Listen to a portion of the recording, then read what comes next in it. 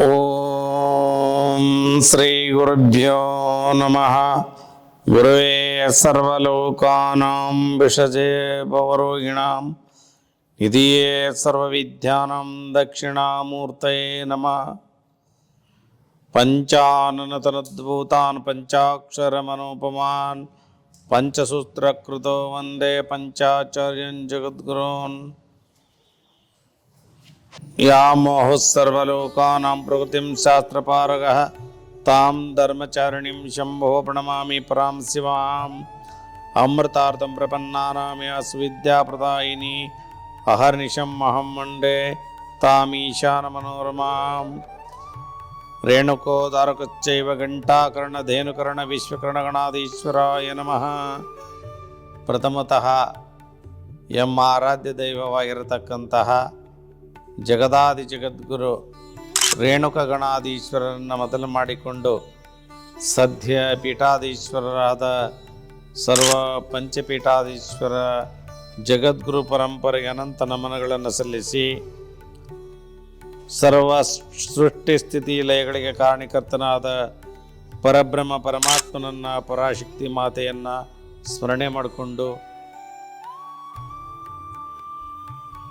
ಯಾವತ್ತು silver eagle ಮೀಡಿಯಾದವರ ಪರಿವಾರದವರಿಗೆ ಕೃತಜ್ಞತೆಗಳನ್ನು ಸಲ್ಲಿಸ್ತಾ, ಸರ್ವರಿಗೂ ನಮಸ್ಕಾರಗಳನ್ನು ಮಾಡ್ತಾ,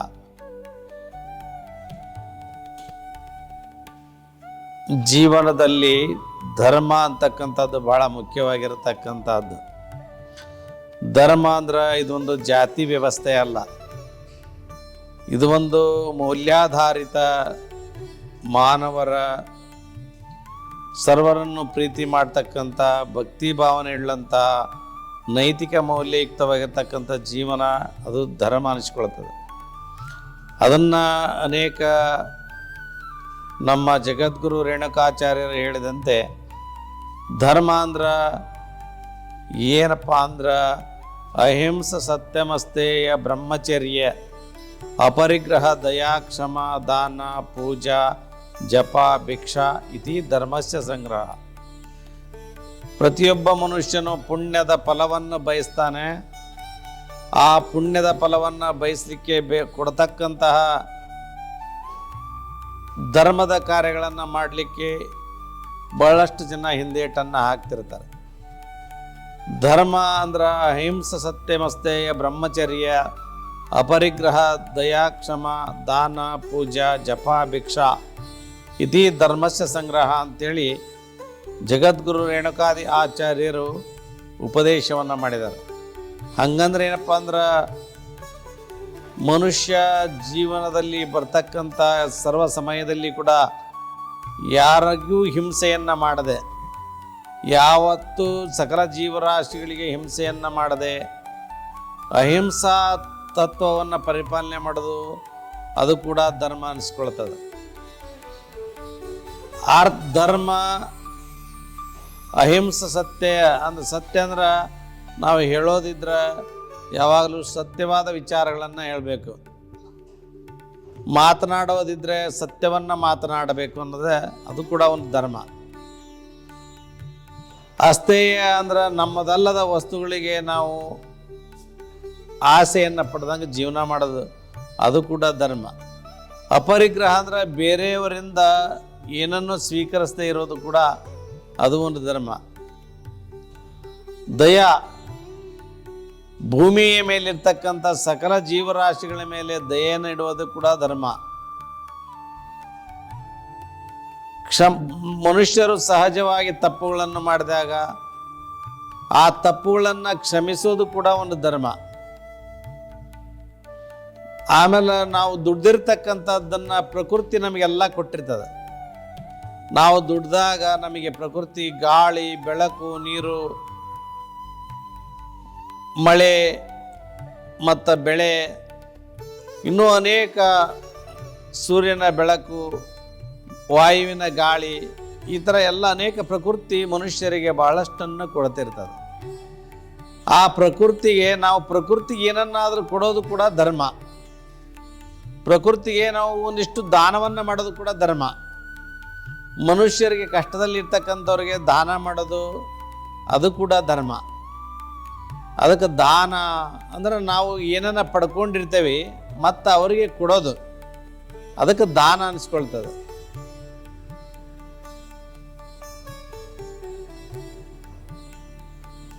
ಆಮೇಲೆ ಪೂಜೆಯನ್ನು ಮಾಡೋದು. ನಾವು ಪೂಜೆಯನ್ನು ಏನು ಮಾಡೋದು ಅಂದ್ರೆ ಎಲ್ಲ ದೇವತೆಗಳನ್ನು ಪೂಜೆ ಮಾಡಿದಷ್ಟು ಫಲ ಲಿಂಗ ಪೂಜೆ ಮಾಡಿದ್ರೆ ಸಿಗ್ತದೆ. ಯಾಕಂದ್ರೆ ಈ ಬ್ರಹ್ಮಾಂಡ ಇರೋದು, ಈ ಸೃಷ್ಟಿ ಇರೋದು, ನೀವು ಮೇಲೆ ನೋಡಿ ಆಕಾಶವಾದ ಬಯಲನ್ನು, ಆಕಾಶದ ಬಯಲನ್ನು ನೋಡಿದಾಗ ಅದು ಕೂಡ ಲಿಂಗಾಕಾರವಾಗಿದೆ. ಸೂರ್ಯನನ್ನು ನೋಡ್ರಿ, ಲಿಂಗಾಕಾರವಾಗಿದೆ.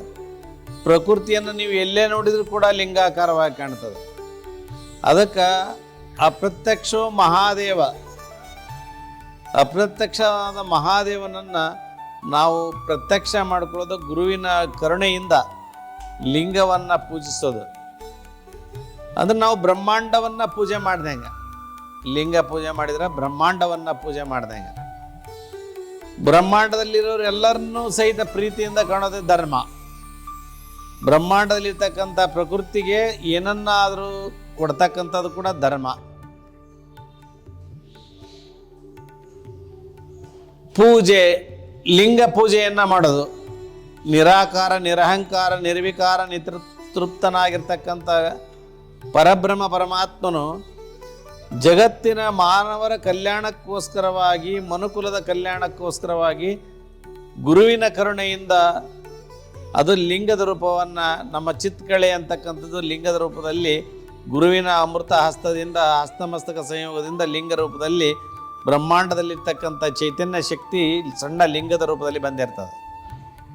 ಹಾಗಾಗಿ ಲಿಂಗವನ್ನು ಪೂಜೆ ಮಾಡೋದು ಇದು ಬ್ರಹ್ಮಾಂಡದ ಪೂಜೆಯನ್ನು ಮಾಡ್ದಂಗೆ, ಸರ್ವ ಸೃಷ್ಟಿ ಸ್ಥಿತಿ ಲಯಗಳಿಗೆ ಕಾರಣಕರ್ತನಾದ ಪರಬ್ರಹ್ಮ ಪರಮಾತ್ಮನನ್ನು ಪೂಜೆ ಮಾಡ್ದಂಗೆ, ಎಲ್ಲ ದೇವಾನುದೇವತೆಗಳನ್ನು ಪೂಜೆ ಮಾಡಿದಷ್ಟು ಫಲ ಆ ಲಿಂಗ ಪೂಜೆ ಮಾಡೋದ್ರಲ್ಲಿ ಸಿಗ್ತದೆ. ಹಂಗಾರೆ ಲಿಂಗಗಳಲ್ಲಿ ಎಷ್ಟು ದಾನ, ಪೂಜೆ, ಜಪ. ಜಪ ಅಂದ್ರೆ ಎಲ್ಲ ಮಂತ್ರಗಳಿಗೆ ಸಾರವಾಗಿರ್ತಕ್ಕಂಥ ಮಂತ್ರ, ಮಾತೃಸ್ವರೂಪವಾದ ಓಂಕಾರ ಶಬ್ದ. ಈ ಬ್ರಹ್ಮಾಂಡ ಸೃಷ್ಟಿಯ ಕಾಲದಲ್ಲಿ ನಿರಾಕಾರ, ನಿರಹಂಕಾರ, ನಿರ್ವಿಕಾರ, ತೃಪ್ತನಾಗಿರ್ತಕ್ಕಂಥ ಪರಬ್ರಹ್ಮ ಪರಮಾತ್ಮನು ತನ್ನ ದಿವ್ಯ ಚೈತನ್ಯ ಪ್ರಕಟವಾಗಿ ಅದು ಒಂದು ಶಬ್ದ ಬಂತಾವಾಗ, ಅದು ಶಬ್ದ ಪ್ರಾರಂಭದಲ್ಲಿ ಓಂಕಾರ ಶಬ್ದ ಬಂತು. ಆ ಓಂಕಾರ ಶಬ್ದದಿಂದ ಲಿಂಗ ಸೃಷ್ಟಿ ಆಯಿತು. ಲಿಂಗ, ಓಂಕಾರ ಬೇರೆ ಅಲ್ಲ, ಲಿಂಗ ಬೇರೆ ಅಲ್ಲ. ಆ ಲಿಂಗದ ಪ್ರಭೆ ಏನದಲ್ಲ, ಅದು ಶಕ್ತಿ. ಶಿವ ಮತ್ತು ಶಕ್ತಿಯ ಸಂಗಮದಿಂದ ಪ್ರಕೃತಿಯಲ್ಲಿರ್ತಕ್ಕಂಥ ಪ್ರತಿಯೊಂದು ಬೆಟ್ಟ, ಗುಡ್ಡಗಳು, ನದಿ, ಸರೋವರಗಳು, ಕಟ್ಟಡಗಳು, ಶಿಲೆ, ಲೋಹಗಳು, ಪ್ರಕೃತಿ ಸರ್ವಸ್ವ ಪ್ರಕೃತಿ ಪ್ರಾರಂಭವಾಯಿತು. ಇದು ಒಂದು ಬ್ಲಾಸ್ಟ್ ಆಗಿರ್ತಕ್ಕಂಥ ಪ್ರಕೃತಿಯಲ್ಲಿರ್ತಕ್ಕಂಥ ಪರಬ್ರಹ್ಮನ ಪರಮಾತ್ಮನ ದಿವ್ಯ ಶಕ್ತಿ ವಿಭಜನೆಯಾಗಿ ಸರ್ವ ಸೃಷ್ಟಿ ಪ್ರಾರಂಭ ಆಯಿತು. ಆಗ ನಕ್ಷತ್ರಗಳು, ಗ್ರಹಗಳು ಎಲ್ಲವೂ ಸೃಷ್ಟಿಯಾದವು.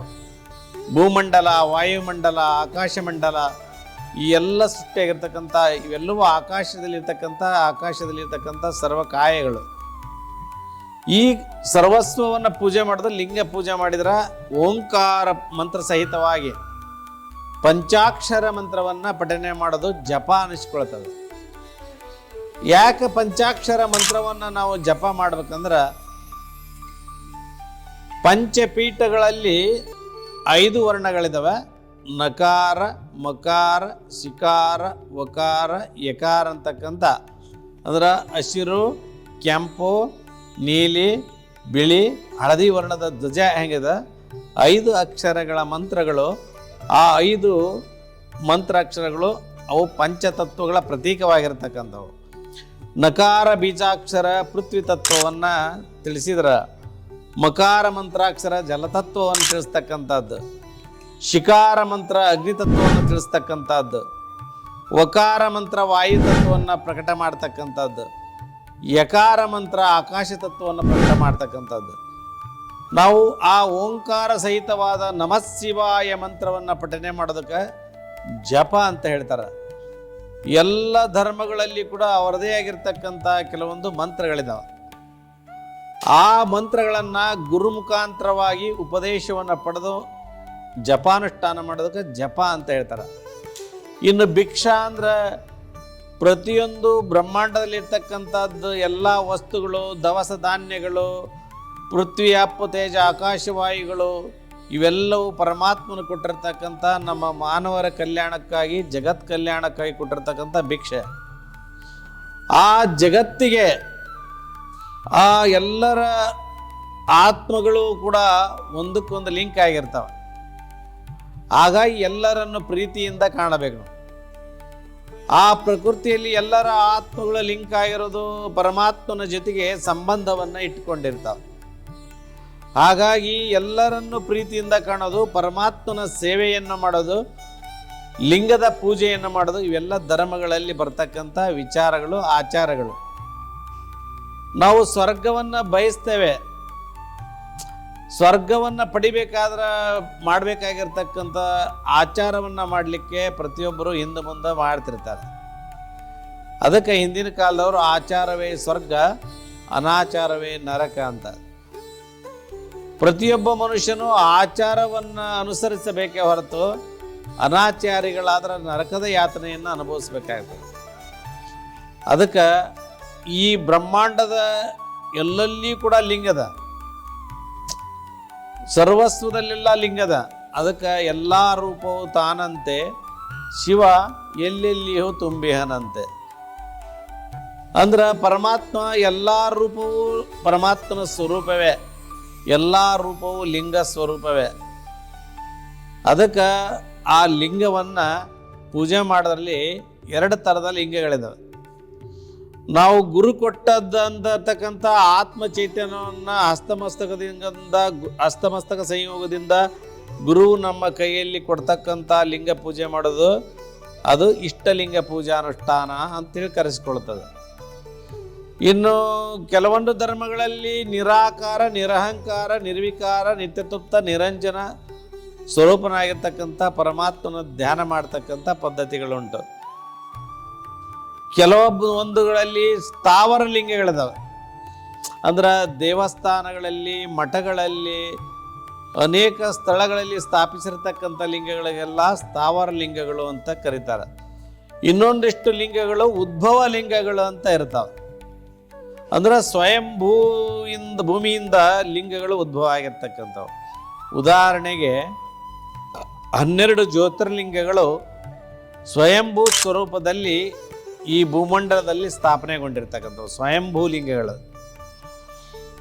ಅಂದ್ರೆ ಸೌರಾಷ್ಟ್ರ ಸೋಮನಾಥ, ಶ್ರೀಶೈಲ ಮಲ್ಲಿಕಾರ್ಜುನ, ಉಜ್ಜಯಿನಿ ಮಹಂಕಾಲೇಶ್ವರ, ಪರಳಿ ವೈದ್ಯನಾಥ, ಡಾಕಿಣ್ಯದ ಭೀಮಶಂಕರ, ಸೇತುಮಂಡೇಶ್ವರ, ರಾಮೇಶ್ವರ, ನಾಗೇಶ್ವರ, ಕಾಶಿ ವಿಶ್ವನಾಥ, ನಾಸಿಕ ತ್ರಂಬಕೇಶ್ವರ, ಹಿಮಾಲಯದ ಕೇದಾರನಾಥ ಇವೆಲ್ಲ ಸ್ವಯಂಭೂಲಿಂಗಗಳು. ಗಸೃಣೇಶ್ವರ ಇವೆಲ್ಲ ಸ್ವಯಂಭೂಲಿಂಗಗಳು.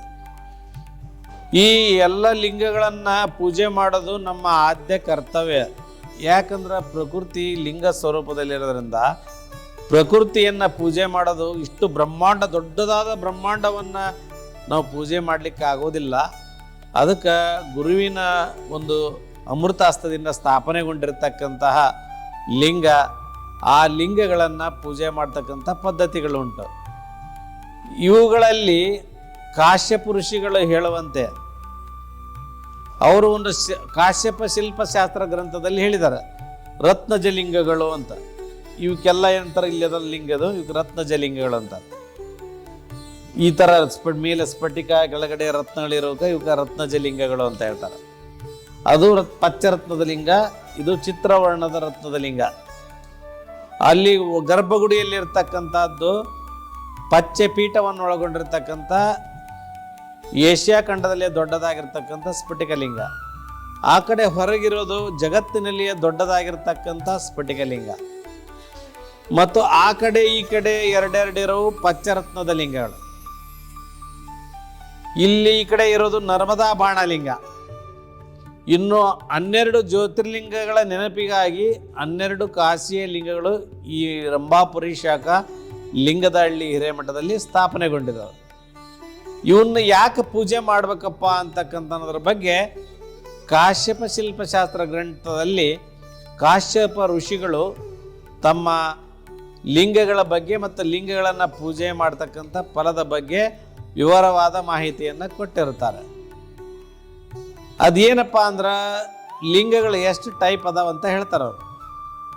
ಮೃಣ್ಮಯ ಲಿಂಗ ಅಂದ್ರೆ ಮಣ್ಣಿನಿಂದ ತಯಾರು ಮಾಡಿರ್ತಕ್ಕಂಥ ಲಿಂಗ, ಕಾಷ್ಟಲಿಂಗ ಕಟ್ಟಿಗೆಯಿಂದ ತಯಾರು ಮಾಡಿರ್ತಕ್ಕಂಥ ಲಿಂಗ, ಶಿಲಾಲಿಂಗ ಕಲ್ಲಿನಿಂದ ತಯಾರು ಮಾಡಿರ್ತಕ್ಕಂಥ ಲಿಂಗ, ಇನ್ನು ಸ್ವಯಂಭೂಲಿಂಗ ಸ್ವಯಂ ಭೂಮಿಯಲ್ಲಿ ಲಿಂಗ ಉದ್ಭವ ಆಗಿರ್ತಕ್ಕಂಥ ಸ್ವಯಂಭೂಲಿಂಗ, ಮತ್ತು ಸುವರ್ಣಲಿಂಗ ಸುವರ್ಣದಿಂದ ಮಾಡಿರ್ತಕ್ಕಂಥ ಲಿಂಗಗಳಿಗೆ ಸುವರ್ಣಲಿಂಗ, ರಜತಲಿಂಗ ಬೆಳ್ಳಿಯಿಂದ ತಯಾರು ಮಾಡಿರ್ತಕ್ಕಂಥ ಲಿಂಗಕ್ಕೆ ರಜತಲಿಂಗ,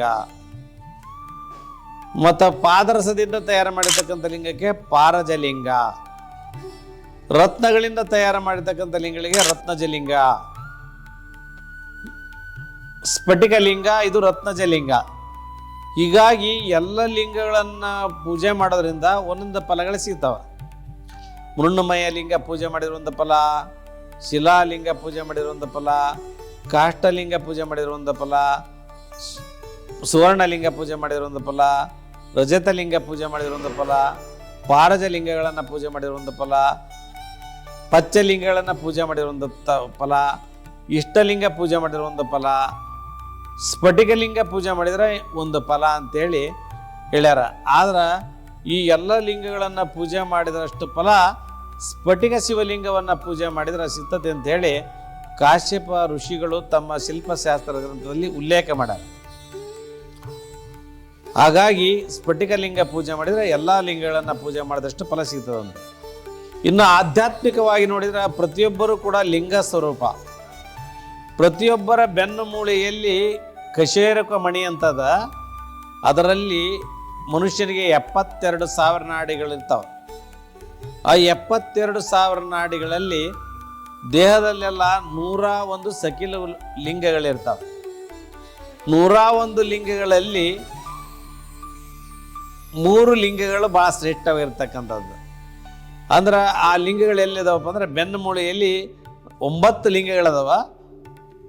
ಆ ಲಿಂಗಗಳನ್ನೇ ಪತಂಜಲ ಋಷಿಗಳು ಚಕ್ರಗಳಂತ ಹೇಳ್ತಾರೆ ತಮ್ಮ ಯೋಗಗಳಲ್ಲಿ. ಅಂದ್ರೆ ಯೋಗಗಳಂದ್ರೆ ಹಠಯೋಗ, ಜ್ಞಾನಯೋಗ, ಭಕ್ತಿಯೋಗ, ಕರ್ಮಯೋಗ, ಲಯಯೋಗ, ಶಿವಯೋಗ ಅಂತಕ್ಕಂಥ ಬರ್ತಾವೆ.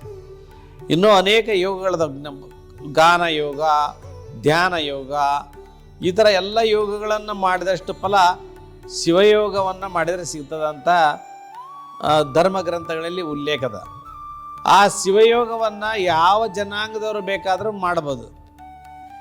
ಗುರುವಿನ ಸಾಕ್ಷಾತ್ಕಾರವನ್ನು ಮಾಡಿಕೊಂಡು ಎಲ್ಲಿವರೆಗೆ ಗುರು ಸಾಕ್ಷಾತ್ಕಾರವನ್ನು ಕೊಡೋದಿಲ್ಲ, ಎಲ್ಲಿವರೆಗೆ ಅವನ ದರ್ಶನ ಆಶೀರ್ವಾದ ಆಗೋದಿಲ್ಲ, ಅಲ್ಲಿವರೆಗೂ ಅವರ ಸೇವೆಯನ್ನು ಮಾಡಿ ಅವರ ಪ್ರೀತಿಗೆ ಪಾತ್ರನಾದಾಗ ಆ ಗುರು ಕರೆದು ನಿನಗೆ ಲಿಂಗವನ್ನು ಕೊಡ್ತೀನಿ ಅಂತೇಳಿ ಹಸ್ತಮಸ್ತಕ ಸಂಯೋಗದಿಂದ ಅವರ ಆತ್ಮದ ದಿವ್ಯ ಚೈತನ್ಯವನ್ನು ಇಷ್ಟಲಿಂಗದಲ್ಲಿ ಸ್ಥಾಪಿಸಿ ಕೊಡ್ತಕ್ಕಂಥ ಲಿಂಗ. ಈ ಲಿಂಗಗಳನ್ನು ಇದು ಬಹಿರ್ಲಿಂಗಾನುಸಂಧಾನ ಅಂತ, ರುದ್ರಾಭಿಷೇಕ ಮತ್ತು ಪೂಜೆ ಜಪ ಮಾಡೋದು. ಇನ್ನು ಅಂತರ್ಲಿಂಗಾನುಸಂಧಾನ ಅಂತ ಬರ್ತದೆ. ಅಂತರ್ಲಿಂಗಾನುಸಂಧಾನ ಅಂದ್ರೆ ಅದನ್ನು ಪತಂಜಲಿ ಋಷಿಗಳು ಹೇಳಿದ್ರು ನೋಡ್ರಿ, ಮೂಲಾಧಾರ, ಸ್ವಾಧಿಷ್ಠಾನ, ಅನಾಹುತ, ವಿಶುದ್ಧ, ಆಜ್ಞಾ, ಸಹಸ್ರ ಚಕ್ರ ಅಂತ. ಹಾಗೆ ಗುರು ಕೊಟ್ಟಿರ್ತಕ್ಕಂಥ ಲಿಂಗವನ್ನು ಮೂಲಾಧಾರ, ಸ್ವಾಧಿಷ್ಠಾನ, ಅನಾಹುತ, ವಿಶುದ್ಧ, ಆಜ್ಞಾ, ಸಹಸ್ರಾರ ಚಕ್ರ ಅಂತಕ್ಕಂಥ ಅಲ್ಲಿಟ್ಟು ಪೂಜೆ ಮಾಡೋದು. ಅಂದರೆ ಯಾವ ಲಿಂಗಗಳನ್ನು ಎಲ್ಲಿ ಪೂಜೆ ಮಾಡೋದಂದ್ರೆ ನಾನು ಭಾಳ ಎಲ್ಲದನ್ನೂ ವಿವರಿಸಕ್ಕೆ ಹೋಗಲ್ಲ. ಕೇವಲ ನಾವು ಸರಳವಾದ ಮಾರ್ಗ, ಎಲ್ಲರಿಗೂ ಉಪಯೋಗ ಆಗ್ತಕ್ಕಂಥದ್ದು, ಎಲ್ಲ ಮಾನವರಿಗೂ ಕಲ್ಯಾಣವನ್ನು ಉಂಟು ಮಾಡ್ತಕ್ಕಂಥದ್ದು, ಎಲ್ಲದಕ್ಕೂ ಪರಮ ಚೈತನ್ಯವನ್ನು ಕೊಡ್ತಕ್ಕಂಥದ್ದು, ಎಲ್ಲ ಸರ್ವಸ್ವವನ್ನು ಕೊಡ್ತಕ್ಕಂಥದ್ದು ಪರಮಾತ್ಮನಿಂದ ಬರ್ತಕ್ಕಂಥದ್ದು. ಅದು ಪರಮಾತ್ಮನಿಗೆ ನಾವು ಮಾಡಿದ ಎಲ್ಲ ಕರ್ಮಗಳ ಫಲಗಳನ್ನು ಅವನಿಗೆ ಸಮರ್ಪಿಸಿದಾಗ ಅಂತರ್ಲಿಂಗಾನುಸಂಧಾನ ಮಾಡುವಾಗ ಭ್ರೂಮಧ್ಯ ಅಂತ ಬರ್ತದೆ. ಆಜ್ಞಾಚಕ್ರ ಅಂತ ಕರೀತಾರೆ. ಅಂದ್ರೆ ಮೂಲಾಧಾರ ಅಂದರೆ ಗುದದ್ವಾರದ ಮೇಲೆ 4 ಪಟ್ಟಿಗೆ ಮೂಲಾಧಾರ, ಅದರ ಮೇಲೆ 4 ಪಟ್ಟಿಗೆ ಮೂಲ ಸ್ವಾಧಿಷ್ಠಾನ, ಅದರ ಮೇಲೆ 4 ಪಟ್ಟಿಗೆ ಅನಾಹುತ ಹೃದಯದ ಹಿಂದ್ಗಡೆ ಅನಾಹುತ ಸ್ಥಳ ಲಿಂಗ ಅಂತ, ಕಂಠದಲ್ಲಿ ಇರೋದು ವಿಶುದ್ಧ ಅಂತ, 2 ಕಣ್ಣುಗಳ ಮಧ್ಯದಲ್ಲಿರ್ತಕ್ಕಂಥದ್ದು ಆಜ್ಞಾಚಕ್ರ ಅಂತ, ಮೇಲೆ ಮಸ್ತಕದ ಮೇಲೆ ಇರೋದು ಸಹಸ್ರಾರ ಚಕ್ರ ಅಂತ, ಹಿಂದ್ಗಡೆ ಇರೋದು ಪಶ್ಚಿಮ ಚಕ್ರ ಅಂತ. ಧ್ಯಾನ ಮಾಡುವಾಗ ಸ್ಫಟಿಕಲಿಂಗದ ವರ್ಣದ ಲಿಂಗವನ್ನು 2 ಕಣ್ಣುಗಳ ಮಧ್ಯದಲ್ಲಿ ಸ್ಥಾಪನೆ ಮಾಡಿಕೊಂಡು ಈ ತ್ರಿನೇತ್ರ ಇರತಕ್ಕಂಥ ಸ್ಥಳದಲ್ಲಿ ಸ್ಫಟಿಕಲಿಂಗವನ್ನು ಧ್ಯಾನ ಮಾಡೋದ್ರಿಂದ ಆಧ್ಯಾತ್ಮಿಕ ಸಾಧನೆ ಸರಳವಾಗಿ ಬಹು ಸುಲಭವಾಗಿ ಎಲ್ಲ ರೋಗಗಳನ್ನು ನಿವಾರಣೆ ಮಾಡ್ತಕ್ಕಂಥ, ಎಲ್ಲ ದುಷ್ಟಶಕ್ತಿಗಳನ್ನು ದೂರ ಮಾಡ್ತಕ್ಕಂತಹ, ಎಲ್ಲ ಅನಾಹುತಗಳನ್ನು ದೂರ ಮಾಡ್ತಕ್ಕಂತಹ, ಎಲ್ಲ ಕಷ್ಟಗಳನ್ನು ನಿವಾರಣೆ ಮಾಡ್ತಕ್ಕಂತಹ, ಎಲ್ಲ ಅಷ್ಟೈಶ್ವರ್ಯಗಳನ್ನು ಕೊಡತಕ್ಕಂತಹ, ವಿದ್ಯೆ ಜ್ಞಾನ ಭಕ್ತಿ ಶ್ರದ್ಧೆಗಳನ್ನು ಕೊಡತಕ್ಕಂತಹ ಎಲ್ಲ ಶಕ್ತಿಗಳು ಬ್ರಹ್ಮಾಂಡದಲ್ಲಿ ಪರಮಾತ್ಮ ಎಲ್ಲವನ್ನು ತಾನು ಕೊಡ್ತಕ್ಕಂಥವನಾಗಿ, ನಾವು ಮಾಡ್ತಕ್ಕಂಥ ಧ್ಯಾನದ ಮುಖಾಂತರವಾಗಿ, ನಾವು ಮಾಡ್ತಕ್ಕಂಥ ತಪಸ್ಸು ಪೂಜೆ ಜಪದ ಮುಖಾಂತರವಾಗಿ ಅವನು ನಮ್ಮ ಜೊತೆಗೆ ಕನೆಕ್ಟ್ ಆಗಿರ್ತಾನೆ. ಹಾಗಾಗಿ ಎಲ್ಲರ ಆತ್ಮಗಳು ಕೂಡ ಪರಮಾತ್ಮ ಕನೆಕ್ಟ್ ಆಗಿರ್ತವೆ. ಎಲ್ಲವೂ ಕೂಡ ಪರಮಾತ್ಮನ ಒಂದು ದಿವ್ಯವಾದ ಶಕ್ತಿ. ಅದಕ್ಕೆ ಆದಿಶಕ್ತಿ ಪರಾಶಕ್ತಿ ಅಂತ ಏನು ಕರಿತೇವಲ್ಲ, ಆ ಶಕ್ತಿಯನ್ನು ತನ್ನ ಸುತ್ತ ಇಟ್ಕೊಂಡಿರ್ತಕ್ಕಂಥ ಪರಮಾತ್ಮ ಶಿವಶಕ್ತಿಯರ ವಿಲಾಸದಿಂದ ಈ ಜಗತ್ತಿನ ಎಲ್ಲ ಕಾರ್ಯಗಳು ನಡೀತಿರ್ತಾವೆ. ಅದಕ್ಕೋಸ್ಕರವಾಗಿ ನಾವು ಆ ಪರಮಾತ್ಮನ ಸೇವೆಯನ್ನು ಮಾಡೋದು ಜೀವನದಲ್ಲಿ ಭಾಳ ಶ್ರೇಷ್ಠವಾಗಿರ್ತಕ್ಕಂಥದ್ದು. ಅದನ್ನು ಹೇಳಲಿಕ್ಕೆ ಆದಿಯ ಕಾಲದಲ್ಲಿ ಜಗದ್ಗುರು ರೇಣುಕಾಚಾರ್ಯರು ಕೊಲ್ಲಿಪಾಕಿಯ ಸೋಮೇಶ್ವರ ಲಿಂಗದಿಂದ ಉದಯವಾಗಿ ಬಂದು ಅವರು ಅಗಸ್ತ್ಯಾದಿ ಮುನಿಗಳಿಗೆ ಧರ್ಮೋಪದೇಶವನ್ನು ಮಾಡಿರ್ತಕ್ಕಂಥವ್ರು. ಅದೇ ರೀತಿ ಉಜ್ಜಯಿನಿಯ ಸದ್ಧರ್ಮ ಸಿಂಹಾಸನಾಧೀಶ್ವರರಾಗಿರ್ತಕ್ಕಂತಹ ದಾರುಕಾಚಾರ್ಯರು ವಟವೃಕ್ಷ ಸಿದ್ದೇಶ್ವರ ಲಿಂಗದಿಂದ ಉದ್ಭವ ಆಗಿ ಬಂದು ಧರ್ಮೋಪದೇಶವನ್ನು ಮಾಡಿರ್ತಕ್ಕಂಥವ್ರು. ಅದೇ ರೀತಿ ಕೇದಾರದ ಘಂಟಾಕರ್ಣ ಶಿವಾಚಾರ್ಯರು ಏಕೋ ರಾಮರಾಧ್ಯರು ಭೀಮಾಶಂಕರ ಲಿಂಗದಿಂದ ಉದ್ಭವ ಆಗಿ ಬಂದು ಅವರು ಧರ್ಮೋಪದೇಶವನ್ನು ಮಾಡಿರ್ತಕ್ಕಂಥವ್ರು. ಅದೇ ರೀತಿ ಶ್ರೀಶೈಲ ಮಲ್ಲಿಕಾರ್ಜುನ ಲಿಂಗದಿಂದ ಪಂಡಿತಾರಾಧ್ಯ ಜಗದ್ಗುರುಗಳವರು ಲಿಂಗೋದ್ಭವರಾಗಿ ಬಂದು ಧರ್ಮೋಪದೇಶವನ್ನು ಮಾಡಿರ್ತಕ್ಕಂಥವ್ರು. ಅದೇ ರೀತಿ ಕಾಶಿ ವಿಶ್ವನಾಥ ಲಿಂಗದಿಂದ ಕಾಶಿಯ ವಿಶ್ವಾರಾಧ್ಯ ಜಗದ್ಗುರುಗಳವರು ಲಿಂಗೋದ್ಭವರಾಗಿ ಬಂದು ಜಗತ್ತಿನ ಕಲ್ಯಾಣಕ್ಕೋಸ್ಕರವಾಗಿ ಧರ್ಮೋಪದೇಶವನ್ನು ಆದಿಕಾಲದಲ್ಲಿ ಮಾಡಿಕೊಂಡು ಬಂದರು. ಅದೇ ಪರಂಪರೆಯಲ್ಲಿ ಆ ಎಲ್ಲ ಪೀಠಾಚಾರ್ಯರುಗಳು ಶಿವಾಚಾರ್ಯರುಗಳು ಗುರು ಲಿಂಗ ಜಂಗಮರು ಕೂಡ ಆ ಧರ್ಮ ಸ್ಥಾಪನೆಯನ್ನು ಮಾಡಿರ್ತಕ್ಕಂಥ ಆಚಾರ್ಯರ ಧರ್ಮ ಸಂಸ್ಕಾರಗಳನ್ನು ಅನುಷ್ಠಾನ ಮಾಡ್ತಾ ಲೋಕ ಕಲ್ಯಾಣಾರ್ಥವಾಗಿ ಜಗತ್ ಕಲ್ಯಾಣಾರ್ಥವಾಗಿ ಭಕ್ತರ ಕಲ್ಯಾಣಕ್ಕೋಸ್ಕರವಾಗಿ ತಾವು ತಮ್ಮನ್ನೇ ತಾವು ತೊಡಗಿಸಿಕೊಂಡು ಪ್ರಕೃತಿಯ ಎಲ್ಲ ಸೃಷ್ಟಿಯ ಪೂಜೆಯನ್ನು ಮಾಡ್ತಕ್ಕಂಥವರಾಗಿದ್ದಾರೆ. ಅದೇ ರೀತಿ ಮನುಷ್ಯ ಮೌಲ್ಯಯುತವಾಗಿ ಆಚಾರಯುಕ್ತವಾಗಿ ನೈತಿಕಯುಕ್ತವಾಗಿ ಜೀವನ ಮಾಡೋದೇ ಧರ್ಮ ಅನಿಸ್ಕೊಳ್ತದೆ. ಜಾತಿ ಅಂತಕ್ಕಂಥದ್ದು ಕತ್ರಿದ್ದಾಗ ಹೊಸ ಬಟ್ಟೆಯನ್ನು ಕೊಟ್ಟರೆ ಕತ್ರಿ ಕಟ್ ಮಾಡ್ತದೆ. ಆ ಕತ್ರಿ ಬೆಲೆ ಭಾಳಷ್ಟು ಇರ್ಬೋದು, ಆದರೆ ಅದು ಬಟ್ಟೆಯನ್ನು ತುಂಡು ಮಾಡ್ತದೆ, ಅಂದರೆ ಧರ್ಮವನ್ನು ತುಂಡು ಮಾಡ್ತದೆ. ಅದೇ ಸೂಜಿ ₹1 ಬೆಲೆ ಇರ್ಬೋದು, ಆ ಸೂಜಿ ತುಂಡಾದ ಬಟ್ಟೆಗಳನ್ನು ಸೇರಿಸಿ ಫಲಿತಕ್ಕಂಥ ಕೆಲಸ ಮಾಡ್ತದೆ. ಹಾಗಾಗಿ ನಾವೆಲ್ಲ ಪ್ರತಿಯೊಬ್ಬ ಮಾನವರು ಸೂಜಿಯ ಥರ ಕೆಲಸ ಮಾಡಿ ಧರ್ಮವನ್ನು ಸಂಘಟಿಸುವ ಕಡೆಗೆ, ಆಚಾರವನ್ನು ರೂಢಿಸುವ ಕಡೆಗೆ, ವಿಚಾರಗಳನ್ನು ರೂಢಿಸುವ ಕಡೆಗೆ, ನಾವು ಕಂಡುಕೊಂಡಿರ್ತಕ್ಕಂಥ ಧರ್ಮ ಸಂದೇಶಗಳನ್ನು ಇತರರಿಗೆ ಹಂಚಿಕೊಂಡು ಇತರರ ಕಲ್ಯಾಣ, ಜಗತ್ ಕಲ್ಯಾಣ, ಲೋಕ ಕಲ್ಯಾಣ, ಮಾನವರ ಕಲ್ಯಾಣಕ್ಕೋಸ್ಕರವಾಗಿ ಧರ್ಮಗಳನ್ನು ಆಚರಿಸೋದೇ ಸ್ವರ್ಗವನ್ನು ತಂದು ಕೊಡ್ತಕ್ಕಂಥದ್ದು. ಆಚಾರವೇ ಸ್ವರ್ಗ, ಅನಾಚಾರವೇ ನರಕಂಥದ್ದು. ನಾವು ಮಾಡ್ತಕ್ಕಂಥ ಕಾಯಕಗಳಲ್ಲಿ ಧರ್ಮನಿಷ್ಠೆಯನ್ನು ಇಟ್ಕೊಂಡು ಧರ್ಮದಿಂದ ಬಂದಿರತಕ್ಕಂಥ ವಸ್ತುಗಳನ್ನು ಆ ಪ್ರಕೃತಿಗೆ ಸಮರ್ಪಿಸೋದು, ಪ್ರಕೃತಿಗೆ ಕೊಡೋದೇ ಒಂದು ಧರ್ಮ ಅನಿಸ್ಕೊಳ್ತದೆ. ಹಾಗಾಗಿ ನಾವು ಸಮಾಜ ಕಲ್ಯಾಣಕ್ಕೋಸ್ಕರವಾಗಿ ಜಗತ್ ಕಲ್ಯಾಣಕ್ಕೋಸ್ಕರವಾಗಿ, ಲೋಕ ಕಲ್ಯಾಣಕ್ಕೋಸ್ಕರವಾಗಿ, ಬ್ರಹ್ಮಾಂಡದ ಕಲ್ಯಾಣಕ್ಕೋಸ್ಕರವಾಗಿ ನಾವು ಕೆಲಸ ಮಾಡಬೇಕಾಗ್ತದೆ. ಮತ್ತು ಈ ಥರದ ಆವಿಗೆಗಳಂತದವಲ್ಲ, ಇವನ್ನೆಲ್ಲ ಗುರುಗಳು ಕೊಡ್ತಾರೆ ನನಗೆ. ಆವಿಗೆಗಳನ್ನು ಯಾಕೆ ನಾವು ಹಾಕೋಬೇಕಪ್ಪ ಅಂದ್ರೆ, ನಾವು ಬ್ರಹ್ಮಚರ್ಯ ಪಾಲನೆ ಮಾಡುವಾಗ ಸಹಜವಾಗಿ ಮನುಷ್ಯನಿಗೆ ಕಾಮ, ಕ್ರೋಧ, ಲೋಭ, ಮೋಹ, ಮದ, ಮತ್ಸರಗಳು ಸಹಜವಾಗಿ ಬರ್ತಾವೆ. ಆ ಕಾಮವನ್ನು ಕಳ್ಕೊಳ್ಬೇಕಾದ್ರೆ ಹೆಬ್ಬೆರಳಿನ ಮತ್ತು ದೊಡ್ಡ ಬೆರಳಿನ ಮಧ್ಯದಲ್ಲಿ ಒಂದು ನರ ಇರ್ತದೆ. ಆ ನರ ಅದು ದಡ್ಡಿ ಬೀಳ್ಬೇಕು, ಅಂದ್ರೆ ಕಟ್ ಆಗ್ಬೇಕದು. ಅಲ್ಲಿ ರಕ್ತ ಸಂಚಾರ ಆಗೋದು ಕಟ್ ಆಯ್ತಂದ್ರೆ ಬ್ರಹ್ಮಚರ್ಯವನ್ನು ಪಾಲನೆ ಮಾಡ್ಕೊಳ್ಳಿಕ್ಕೆ ಬರ್ತದೆ. ಅದೇ ರೀತಿ ನಾವು ಪ್ರಕೃತಿಯಲ್ಲಿರ್ತಕ್ಕಂಥದ್ದಷ್ಟು ತಾಯಿ ಸ್ವರೂಪ, ಮಾತೃ ಸ್ವರೂಪ ಅಂತ ತಿಳ್ಕೊಂಡು ಆ ಪ್ರಕೃತಿಯನ್ನು ತಾಯಿ ಸ್ವರೂಪದಲ್ಲಿ ಕಂಡು ಜೀವನ ಮಾಡೋದೇ ಧರ್ಮ ಅನಿಸ್ಕೊಳ್ತದೆ. ಅದೇ ರೀತಿ ಎಲ್ಲ ಸ್ತ್ರೀಯರನ್ನು ಮಾತೆಯರ ಸ್ವರೂಪದಲ್ಲಿ ನೋಡೋದು ಧರ್ಮ ಅನಿಸ್ಕೊಳ್ತದೆ. ಹಾಗಾಗಿ ನಾವು ಧರ್ಮ ರಕ್ಷಣೆಗೋಸ್ಕರವಾಗಿ ಜೀವನ ಮಾಡೋದು ಬಹಳ ಮುಖ್ಯವಾಗಿರ್ತಕ್ಕಂಥದ್ದು. ಯಾಕಂದರೆ ಯಾರೂ ಶಾಶ್ವತವಾಗಿ ಈ ಭೂಮಂಡಲದಲ್ಲಿ ಇರಲಿಕ್ಕೆ ಸಾಧ್ಯ ಇಲ್ಲ. ಇರುವಾಗ ಆತ್ಮ ಮಾತ್ರ ಶಾಶ್ವತವಾಗಿರ್ತಕ್ಕಂಥದ್ದು. ಪ್ರತಿಯೊಬ್ಬ ಮನುಷ್ಯನ ಆತ್ಮ ಪರಮಾತ್ಮನಲ್ಲಿ ಲೀನವಾಗೋ ತನಕನೂ ಶಾಶ್ವತವಾಗಿ ಇರ್ತಕ್ಕಂಥದ್ದು. ಪರಮಾತ್ಮನು ಅವನು ಮೃತ್ಯುಂಜಯನಾಗಿರ್ತಕ್ಕಂಥವನು. ಇನ್ನು ಉಳಿದ ಎಲ್ಲ ದೇವತೆಗಳು, ದಾನವರು, ಮಾನವರು, ಪ್ರಾಣಿಗಳು, ಪಕ್ಷಿಗಳು ಆ ಕಾಲನಿಗೆ ಒಳಪಟ್ಟಿರ್ತಕ್ಕಂಥವರು. ಆ ಕಾಲನದ ಮಹಾಕಾಲನ ಪೂಜೆಯನ್ನು ಮಾಡೋದೇ ಶಾಶ್ವತವಾಗಿರ್ತಕ್ಕಂಥ ಧರ್ಮ ಅಂಥೇಳಿ, ಎಲ್ಲರಿಗೂ ಕಲ್ಯಾಣ ಉಂಟಾಗಲಿ, ಜಗತ್ ಕಲ್ಯಾಣ ಉಂಟವಾಗಲಿ ಅಂಥೇಳಿ ನಾವೆಲ್ಲ ಲಿಂಗ ಪೂಜೆಯನ್ನು ಮಾಡಬೇಕು. ಅದೇ ರೀತಿ ಇಲ್ಲಿ ನರ್ಮದಾ ಬಾಣಲಿಂಗ ಇದೆ. ಈ ಸ್ಫಟಿಕಲಿಂಗ ಶ್ರೀ ಕ್ಷೇತ್ರ ಇರೋದು ರಾಣೆಬೆನ್ನೂರು ತಾಲೂಕು, ಹಾವೇರಿ ಜಿಲ್ಲೆಯ ಲಿಂಗದಹಳ್ಳಿ ಗ್ರಾಮದಲ್ಲಿ. ಇದು ಏಷ್ಯಾ ಖಂಡದಲ್ಲಿ ದೊಡ್ಡ ಸ್ಫಟಿಕಲಿಂಗ. 4 ಪಂಚರತ್ನ ಲಿಂಗಗಳಿದ್ದಾವೆ ಮತ್ತು ಒಂದು ನರ್ಮದಾ ಬಾಣಲಿಂಗ. ಅದೇ ರೀತಿ ಕಾಶಿಯಿಂದ ಬಂದಿರತಕ್ಕಂಥ 12 ಕಾಶಿಯ ಲಿಂಗಗಳು, 12 ಜ್ಯೋತಿರ್ಲಿಂಗದ ನೆನಪಿಗಾಗಿ ಬಂದಿರತಕ್ಕಂಥ ಲಿಂಗ. 18 ಶಕ್ತಿ ದೇವತೆಗಳು, ಅಷ್ಟಾದಶ ಶಕ್ತಿ ದೇವತೆಗಳನ್ನು ಕಂಬದಲ್ಲಿ ಇರ್ತಕ್ಕಂಥದ್ದನ್ನು ನಾವೆಲ್ಲ ನೋಡ್ಬೋದು. ಹಾಗಾಗಿ ಪ್ರಕೃತಿ ಪುರುಷ, ಜೀವ ಜಗತ್ತು, ಬ್ರಹ್ಮಾಂಡ ಪಿಂಡಾಂಡ. ಈ ಪಿಂಡಾಂಡದಲ್ಲಿರ್ತಕ್ಕಂಥದ್ದು ಬ್ರಹ್ಮಾಂಡದಲ್ಲಿರ್ತದೆ, ಬ್ರಹ್ಮಾಂಡದಲ್ಲಿರ್ತಕ್ಕಂಥದ್ದು ಈ ಪಿಂಡಾಂಡದಲ್ಲಿರ್ತದೆ.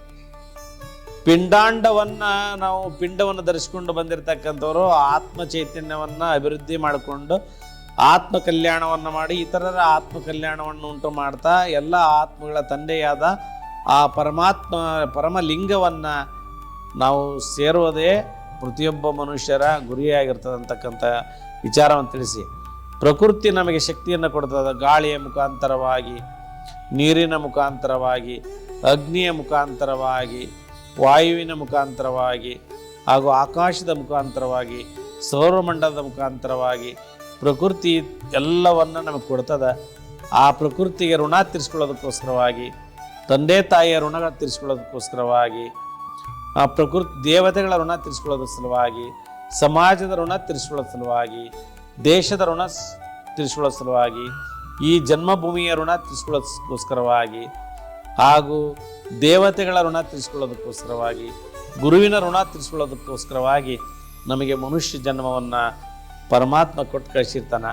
ಹಾಗಾಗಿ ನಾವೆಲ್ಲರೂ ಆ ಋಣಗಳಿಂದ ಮುಕ್ತರಾಗಲಿಕ್ಕೆ ಪ್ರಯತ್ನ ಮಾಡೋಣ. ಅದಕ್ಕೆಲ್ಲದಕ್ಕೂ ಆ ಪರಮಾತ್ಮನ ಅನುಗ್ರಹ, ರೇಣುಕಾದಿ ಪಂಚಪೀಠಾಧೀಶ್ವರರ ಆಶೀರ್ವಾದ, ಎಲ್ಲ ಗುರು ಹಿರಿಯರ ಆಶೀರ್ವಾದ, ಸಂತ ಮಹಂತರ ಆಶೀರ್ವಾದ, ಎಲ್ಲ ದೊಡ್ಡ ದೊಡ್ಡ ಜ್ಞಾನಿಗಳ, ತಪಸ್ವಿಗಳ, ಋಷಿಮುನಿಗಳ, ಯೋಗಿಗಳ ಆಶೀರ್ವಾದ ಸರ್ವರಿಗೂ ಉಂಟಾಗಲಿ ಅಂಥೇಳಿ ಪ್ರಾರ್ಥನೆಯನ್ನು ಮಾಡಿಕೊಂಡು ನಮ್ಮ ಸಂದೇಶಕ್ಕೆ ವಿರಾಮವಿತ್ತೇವೆ. ಶಿವಂಭುಯಾತ್. ಓಂ ಶಾಂತಿ ಶಾಂತಿ ಶಾಂತಿ.